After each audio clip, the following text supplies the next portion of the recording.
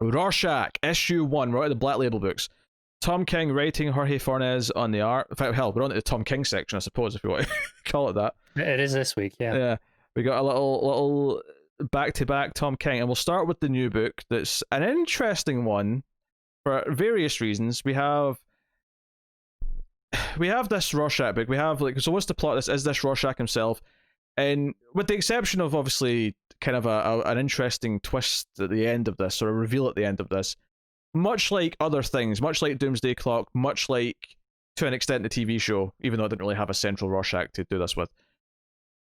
Yeah, so someone in a Rorschach mask, but that doesn't necessarily mean we're actually starting with this is the Rorschach from Watchmen. This is not Walter Kovacs, back again somehow, some way. This is something else. And then there's a couple of things in this book that seem to indicate that it's actually taking place in the same world as the TV show. It is, and Tom King has confirmed that. He's confirmed that, what's interesting about that is that it still takes place in the world of the comic, because the TV show was a direct sequel to the comic book, so it still takes place in this form of continuity with the original comic book. It does, but what it means is it's not in continuity with Doomsday Clock. No, that is true, and that may be for the best, because I don't know how you. No, I have no idea.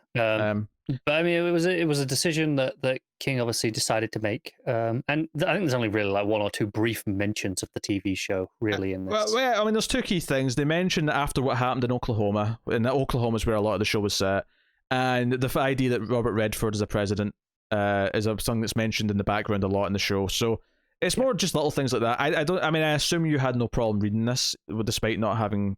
Oh, you have seen the show actually. What am I talking about? I have seen the show now. You saw it later. But yeah. I did. I watched it. I don't know, start of this year maybe. Didn't love it, but we've been over that. It's a separate debate.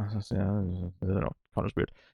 But I don't think if you haven't seen the show that any of this, like those two little contextual references to the show, I don't think would matter to you if you haven't seen it. No, not at all. And I'm not holding anything to do with the show against this or vice versa. I think if you hadn't watched the show, those just play like contextual history of this is what's changed between Watchmen and now. The way to look at this, just like the show and just like Doomsday Clock, is that it's just another standalone sequel to Watchmen, and this is like Tom King's exact interpretation of where this story goes at some point. Which, in its own right, is something I had a bit of a problem with. I mean, I've sort of spoken about this before. I'm kind of bored of Watchmen sequels, and going into this, I was like, okay, I'm kind of over this, and it had to actively, it has an uphill fight to win me over going into this issue. It was kind of my mindset. Does the fact rather than coming in and going, it's an exciting new Tom King book, I'm kind of like, right, okay, why do I need a Rorschach book? Does the fact that it's an exceptionally crafted and wonderful book change your mind at all? No, because I think it's just okay. I think it's fine. God. This is on the lower end of the Tom King scale for me. It's not anything wrong. I don't think it's a bad issue by any means, but it doesn't grab me. I don't think it's like fantastic or anything like that. I'll tell you what I love about this. I love that it feels so different, because I was a little concerned, even though I love Mr. Miracle and I'm loving Strange Adventure. I keep almost saying Adam Strange when I say that book, but I was a little concerned of having two of those types of Tom King books at the same time. I was a little worried that it was going to be like, am I going to feel like there's an overload of that particular? Because I think Strange Adventures and Mr. Miracle definitely feel like they're both of the same style of Tom King. They both feel like they're of a similar tone, feel, atmosphere, even though they're doing different stories. They're deconstructions of certain human elements of the human psyche. So when I got a couple of pages into this and realized we were doing gritty detective mystery, stuff, I think Matt on Twitter, I don't know how much of his books he read, but he read this because he was talking about how this felt like kind of like a Brubaker Phillips book almost in some ways. I can see that. We start with this we see a Rorschach, whoever he is, running towards someone on it's like a catwalk above like a theater, and he's getting shot. He gets shot repeatedly in the chest and then once in the face. And then there's a 2-page spread showing kind of where they are, and it's him and there's another woman also in a costume of some kind above, which looks like a presidential rally. You got all the balloons, and clearly there was some sort of an assassination attempt by someone, maybe these characters specifically.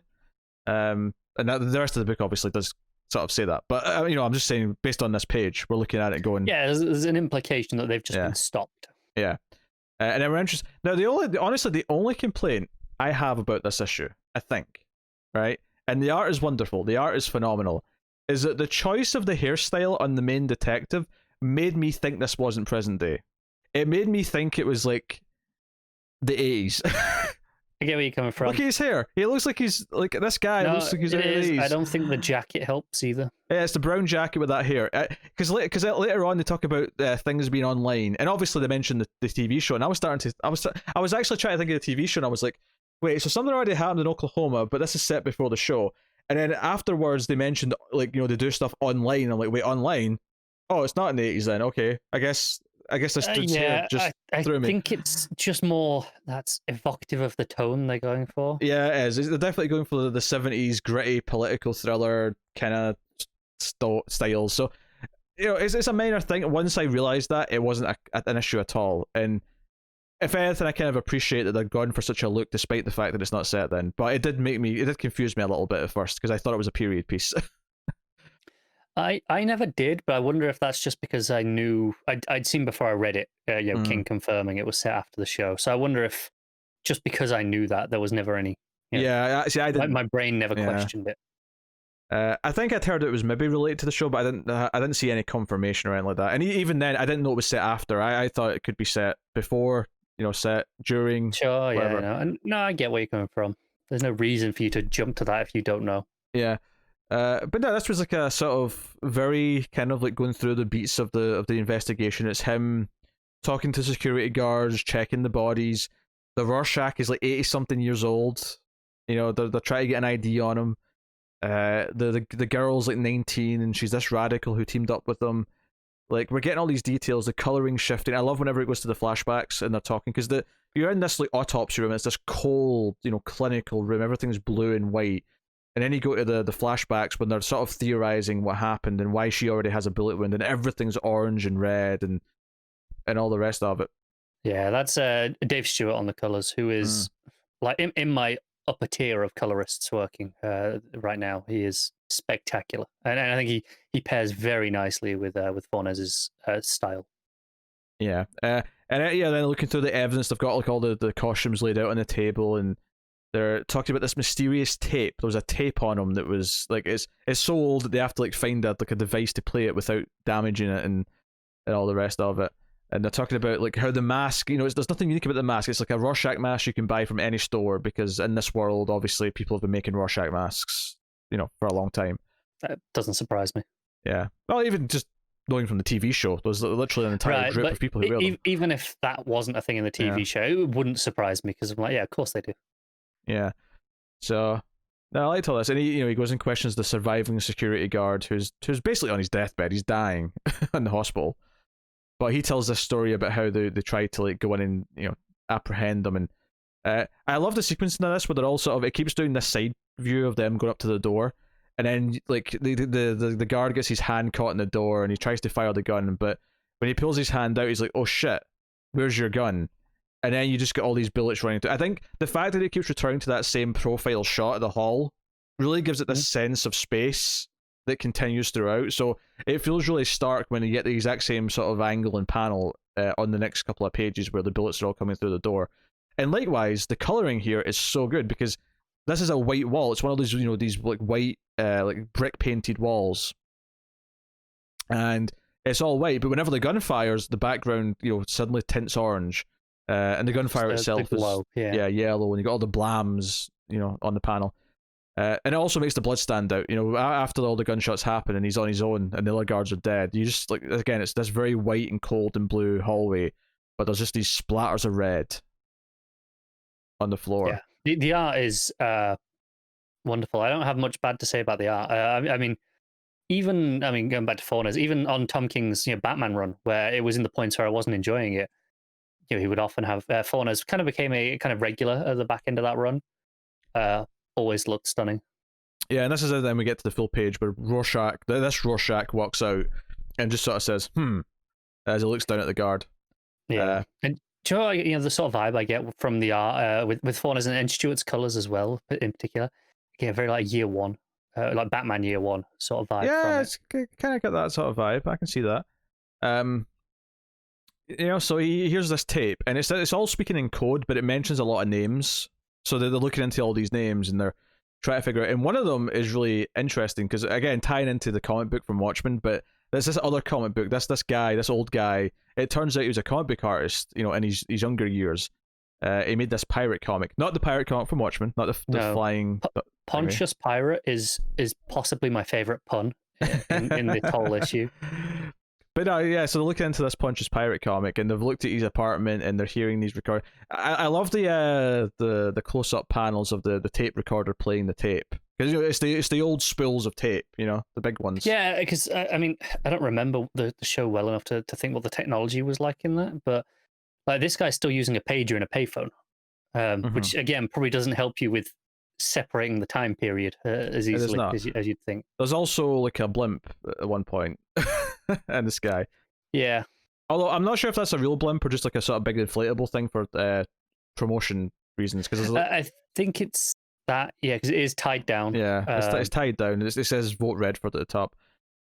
It's worth mentioning the presidential candidate that was almost assassinated was the Republican candidate. So one of the things from the show, and this is maybe the one thing that does help me from the show, is the idea that a lot of the characters in the show who were not liberal really hated everything that I'm going to a real actor president. Everything that Redford had done for people. They weren't a fan of his policies. So, no, wonderful stuff, I thought. So yeah, they're looking into who these characters are. They've got a bit more details by the end, and they're looking into it. But the big thing at the end, though, is this reveal where it talks about how there's very little record of the real Rorschach because the prison that he put in burned down. But he's being told over the phone that, hey, like there was a collector of cape stuff who paid off a guard to get his fingerprints. So there actually is fingerprints of the original Rorschach out there, and somehow the set on the body match the body they've got. So this is obviously a big hook at the end of the first issue. This is your big hook to say, okay, what's going on? And my instinct is that it's not him. I don't think they're going to undo the Rorschach death, unless they go down some sort of path where Manhattan didn't kill him. They just sort of teleported into the future. That would be extremely ballsy as a move to go down. That would be ballsy. I would think that these prints have somehow they've made copies to graft onto people's fingers or something like that. The idea being that they can kind of it's not that implausible. No, I'm leaning towards something like that. But it's a really good hook at the end though, where it's because you're seeing these recreated panels of Kovacs getting his lineup shot done, his mugshot. And it's just the eyes of the detective at the end. I thought this was incredibly moody. I love these 70s thriller vibes of it. The art is gorgeous. I like the mystery. I like the going through, let's look at the evidence, let's look at the bodies, who are the suspects. I thought this was a breeze to read. I flew through it. And... Oh no, I thought it was at points I felt like, I'm making so much progress, I'm getting through it, and then at other points I feel like it stopped dead with tons and tons of dialogue. I mean, look at that final page. That might be the wordiest final page I've ever seen. No, it is. Especially as a final page, it's extreme. I don't think having lots of words though inherently means that it doesn't flow quickly. Bizarrely.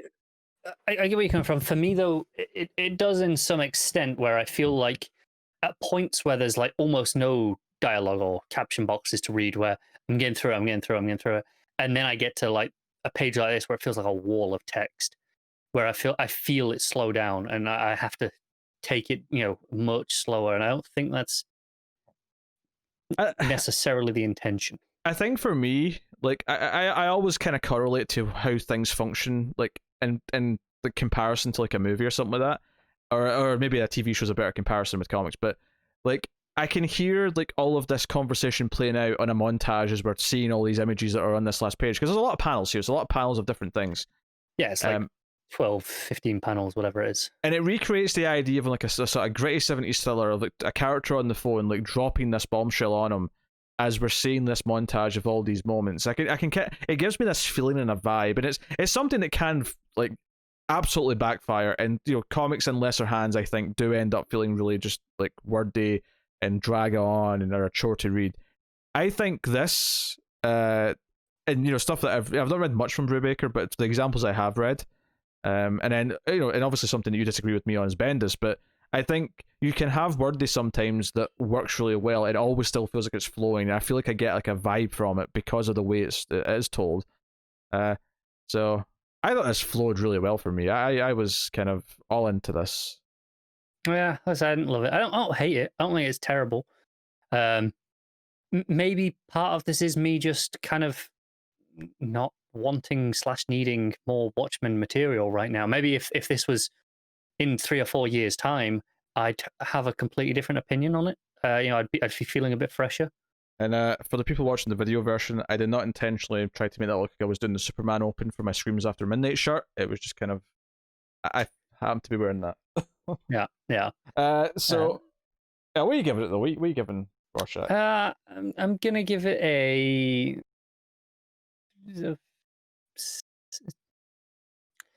I'm debating how generous I want to be thanks to the art. I think I'll give it a 6.5 for the art. Otherwise, it might have been a 6. 9 out of 10.